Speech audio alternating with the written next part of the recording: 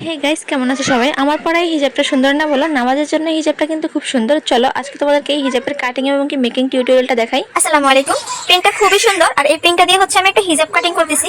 হিজাব কাটিং করার জন্য প্রথমে যে কাপড়টাকে দুই ভাঁজে ভাঁজ করে নিয়ে কোনাকুনি ভাবে চার ভাঁজে, যেমন এটা বন্ধ পাটটা খোলা পাটের সাথে কোনাকুনি ভাবে ভাঁজ করে নিয়ে তারপর লম্বার মাপটা এখান থেকে এতটুকু যতটুকু লাগে, মানে যতটুকু নিব অতটুকু নিয়ে এই মাপে বরাবর এখান থেকে এখানে এতটুকু এনে তারপর এটা কাটিং করব। এটা যেহেতু ডিরেক্ট ভয়েস দিয়েছে তাই একটু নয়েজ আসতেছিল। এখানে আমি এটাই বোঝাচ্ছিলাম যে কাপড়টাকে দুই ভাঁজে ভাঁজ করে নিব প্রথমে, তারপরে এটাকে কোনাকুনিভাবে ভাঁজ করে নিব। কোনাকুনি ভাঁজ করে নেওয়ার পরে লম্বার মাপটা যতটুকু আসবে ততটুকু রেখে পুরোটাতে আমরা লম্বার মাপটা সমান করে রেখে রাউন্ড করে এটা মাপ দিয়ে তারপরে কাটিং করে নিব। দেন এখানে আমি মুখের খোলার মাপটা কতটুকু রাখবো ততটুকুতে একটা মাপ দিয়ে কাটমার্ক করে এখানে একটু কেটে দিচ্ছি যাতে আমার চিহ্নটা বোঝা যায়, সেলাই করাতে সুবিধা হয়। এখন যে কাপড়টা কাটতেছি ওইটা হিজাবের উপরের অংশের কাপড়, মানে হিজাবের উপরে যে একটা ভারী পট্টি দেই আমরা সেই কাপড়টাই কাটতেছি। এখানে কাপড়টাকে আমি চার ভাঁজে ভাঁজ করে নিই। লম্বার মাপ নিয়েছি 5.5 ইঞ্চি আর চওড়া নিয়েছি 3 ইঞ্চি। লম্বা 5.5 ইঞ্চি আর চওড়া 3 ইঞ্চি নিয়ে এটাকে একটা রাউন্ড শেপ করে দিব। রাউন্ড শেপ করে এটা কাট করে নিব।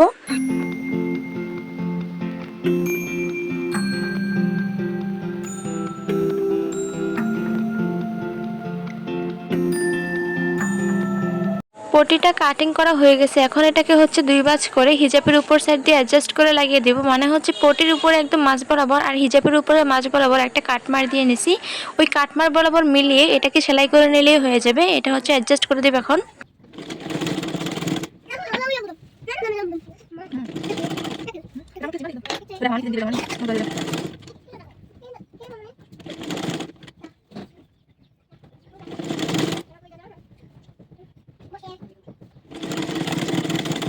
আমার যেহেতু মাঝ বরাবর থেকে সেলাই শুরু করে দুইবারে দুই পাশ সেলাই করে নিলেই হয়ে যাবে। প্রথম পাশ সেলাই করা হয়ে গেছে, এখন আমি দ্বিতীয় পাশ সেলাই করতেছি।